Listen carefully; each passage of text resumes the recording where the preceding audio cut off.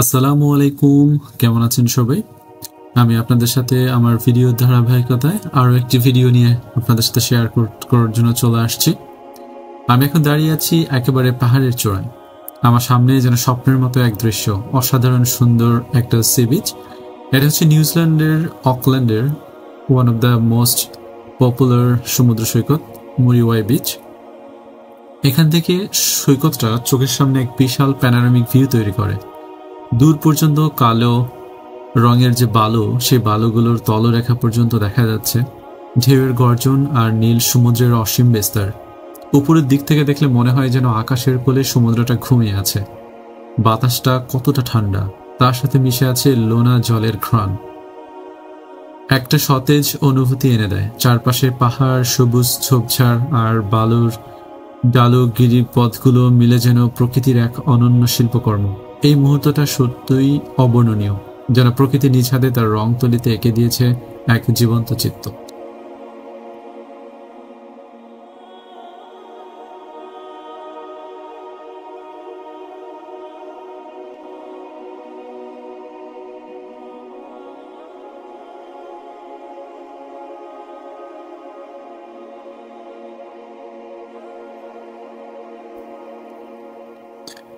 পাহাড়ের গা বেয়ে আমি এক ধাপ নিচে নেমে এসেছি, পাহাড়ের চূড়া থেকে এক ধাপ নিচে। এখান থেকে দৃশ্যটা আরো বেশি ভিন্ন, আরো বেশি মনোমুগ্ধকর। তিন দিকে পাহাড়ের সুউচ্চ চূড়া, উঁচু এবং নিচু ঢাল, সবুজ গাছপালা আর দূরে অসংখ্য পাখিরা উড়ে যাচ্ছে। এটা হচ্ছে অনেক বড় একটা পার্কিং জোন। এখানে ভিজিটর্সরা তাদের গাড়ি পার্ক করে সমুদ্র সৈকতে নেমে যায় বা বিভিন্ন অ্যাক্টিভিটিসে অংশগ্রহণ করে। আমি যেহেতু খুব আর্লি মর্নিংয়ে এখানে এসেছিলাম, সো তখনও কোনো দর্শনার্থী এখানে আসেনি। সো খুব অল্প সংখ্যক মানুষ এখানে এসেছে এবং সবাই খুব মনোমুগ্ধকর দৃষ্টিতে এই এই দৃশ্য উপভোগ করে থাকে। আমার ঠিক সামনে বিস্তৃত সেই মনোমুগ্ধকর সমুদ্র সৈকত। নীল সমুদ্রের ঢেউ গর্জে উঠছে আর তার উপরে আকাশে ভেসে বেড়াচ্ছে কয়েকজন প্যারাগ্লাইডার। সত্যিই এক অনন্য দৃশ্য। আকাশ, পাহাড় আর সমুদ্র একসাথে মিলেমিশে যেন প্রকৃতির এক জীবন্ত রূপ তুলে ধরেছে। বাতাসটা মুখে এসে লাগছে, মনে হচ্ছে পুরো দুনিয়ার প্রশান্তি যেন এখানে এসে জমা হয়েছে।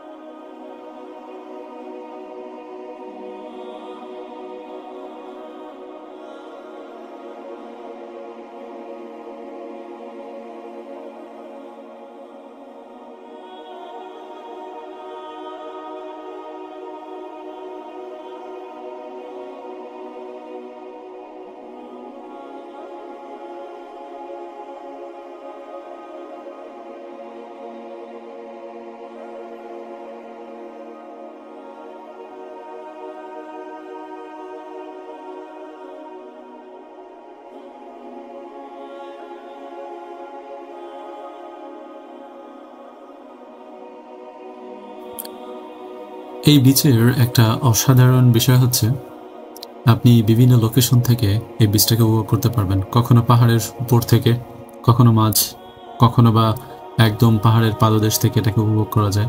আবার চাইলেই আমার হাতের ডান পাশে সুবিশাল সমুদ্র সৈকত, সেখানে গিয়েও নর্মাল সমুদ্রের সৈকতে আমরা বালুর উপর যেভাবে খেলা করি সেগুলোও করতে পারবেন। সো আমি এখন আরও এক ধাপ নিচে এসেছি, প্রায় সমুদ্রের একেবারে কাছাকাছি। হাঁটছি আর দেখছি সুবিশাল ঢেউ গর্জন করে পাথরের উপরে আশ্রে পড়ছে, যেন বজ্রপাতের মতো করে শব্দ হচ্ছে। বিশাল বিশাল ঢেউ তীরে পাথরে আশ্রে পড়ছে, প্রতিটা ঢেউয়ের সাথে সেই ভয়ঙ্কর শব্দ কানে এসে বাজছে। কিন্তু শব্দটা অনেক বেশি ভয় সৃষ্টি না করে মোহনীয় শব্দটা যেন বুক কাঁপিয়ে দেওয়ার পরিবর্তে এক অন্যরকম ভয়ঙ্কর ভালোবাসার উপাদানে পরিণত হয়েছে। পানির ছিটে এসে মুখে লাগছে, মনে হচ্ছে প্রকৃতির কাঁচা শক্তি একেবারে সামনে থেকে অনুভব করছি। চারপাশে সিগল পাখিগুলো উড়ে বেড়াচ্ছে, কেউ পানির উপর ভেসে ভেসে খেলা করছে, কেউ আবার খাবার খুঁজছে ঢেউয়ের ফাঁকে। এই জায়গাটা ভয় আর সৌন্দর্যের এক অপূর্ব মিশ্রণ। একদিকে সমুদ্রের রুদ্র রূপ, অন্যদিকে তারই মাঝে এক মায়াবী শান্তি। সে যেন এক অপূর্ব লীলাভূমি।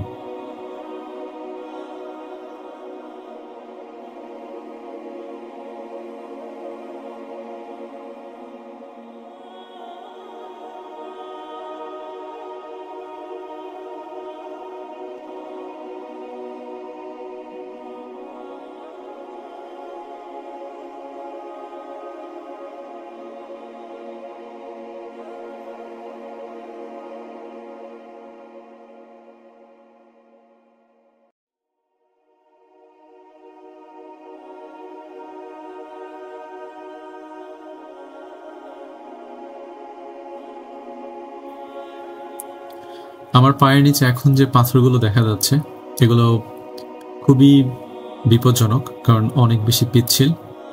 সুতরাং আপনারা যখন এখানে আসবেন অবশ্যই খুবই সাবধানতা অবলম্বন করবেন, কারণ যে কোনো মুহূর্তে আপনার পা পিছলে যেতে পারে। এবং এটা হচ্ছে সম্পূর্ণ পাথরের।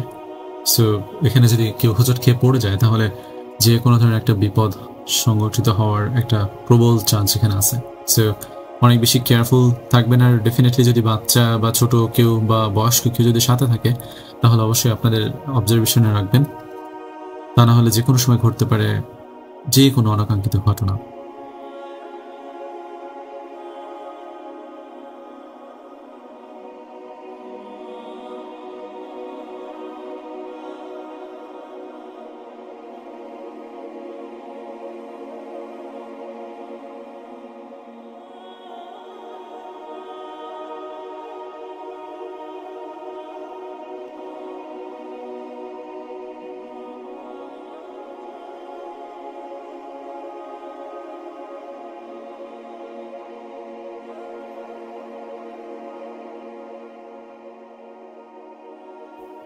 আমরা সাগরের এই গর্জন এবং পাহাড়ের সঙ্গে সাগরের যে মিশ্রণ এটা দেখা শেষ করে আমরা চাচ্ছিলাম যে সমুদ্র সৈকতে বালুর উপরে কিছু সময় কাটাবো।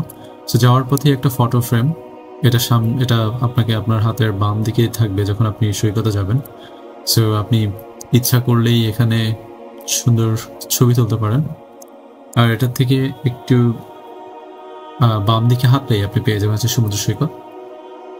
এটাই একমাত্র সমুদ্র সৈকত যেটা আমার কাছে পার্সোনালি মনে হয়েছে যে আমাদের বাংলাদেশের কক্সবাজার সমুদ্র সৈকতের যেমন একটা ভাইব থাকে, যেখানে স্বচ্ছ বালু থাকে এবং হচ্ছে অনেক বেশি মসৃণ থাকে, যেখানে খালি পায়ে হাঁটতে খুবই অন্যরকম ফিল হয়।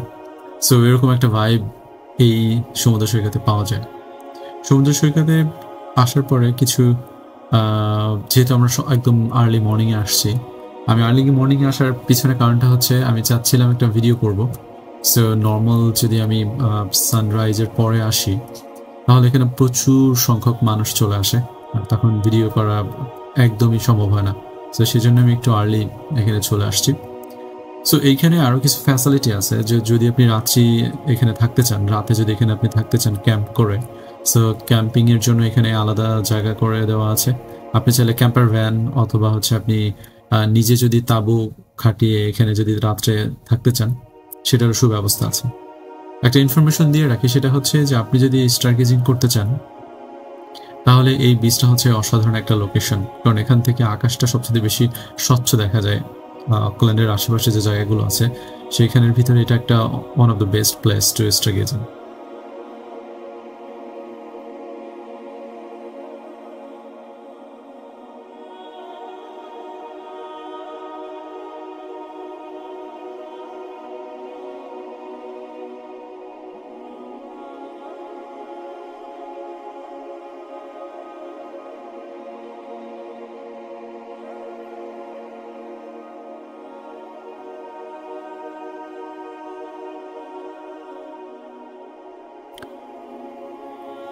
আপনি যদি এই মরিওয়াই বিচে আসেন তাহলে যেই জিনিসটা, যে বিষয়টা আপনি ভুলেও কখনো স্কিপ করবেন না সেটা হচ্ছে এই পাখিদের মেলা। আপনাকে এখানে যাওয়ার জন্য যদি আপনি বটম থেকে দেখতে চান এটাকে, তাহলে বটম থেকে একটা সিঁড়ি মেক করা আছে। সো আপনাকে সেই সিঁড়ি দিয়ে উপরে হেঁটে যে আপনাকে পাহাড়ের উপরে এই দৃশ্য দেখতে হবে। অথবা হচ্ছে আমার ভিডিওর যে আমরা সেকেন্ড লোকেশনে যেখানে থেকে আমরা প্যারাগ্লাইডিং দেখেছিলাম, ওই লোকেশন থেকে একটা পথ আছে 5 মিনিটের মতো ওয়াক। সো ওই পথ ধরে আপনি হেঁটে আসতে পারবেন এই পাখিগুলো দেখার জন্য। খুব কাছ থেকে পাখিগুলোকে দেখতে পারবেন, আপনি হাত দিয়ে ধরতে পারবেন। তবে একটা বিষয় মাথায় রাখতে হবে যে এই জায়গাটাতে কিন্তু প্রচণ্ড পরিমাণ গন্ধ, কারণ হচ্ছে পাখিরা এখানে থাকে। সো পাখিদের যে বজ্র আছে এগুলো থেকে প্রচণ্ড পরিমাণের গন্ধ সৃষ্টি হয়। সো আমি সাজেস্ট করব আপনি এখানে যান, ছবি তোলেন, খুব অল্প সময় এখানে থাকেন। 5 মিনিট বা এর বেশি সময় এখানে থাকা উচিত হবে না, কারণ আপনি এখান থেকে আসার পরে আপনি যখন গাড়িতে বসবেন দেখবেন আপনার শরীর থেকে, আপনার পোশাক থেকে গন্ধ বের হচ্ছে। আর এটা পেটের ভিতরে গিয়ে আমাদের ফুসফুসের ভিতরে যাওয়ার পরে অবশ্যই অন্যরকম কিছু সৃষ্টি হবে, সেটা ভালো করে বুঝতে পারছেন। সো এটাই ছিল এই পর্যন্ত আজকে আমার এই ভিডিওটা। সো আপনাদের যদি এই ভিডিও ভালো লাগে তাহলে অবশ্যই ভিডিওটা লাইক করবেন, শেয়ার করবেন আর সাবস্ক্রাইব করবেন। আর ইতিমধ্যে যারা আমার ভিডিওগুলো দেখেন এবং সাবস্ক্রাইব করেছেন, সবাইকে অসংখ্য ধন্যবাদ। ভালো থাকবেন। আল্লাহ হাফেজ।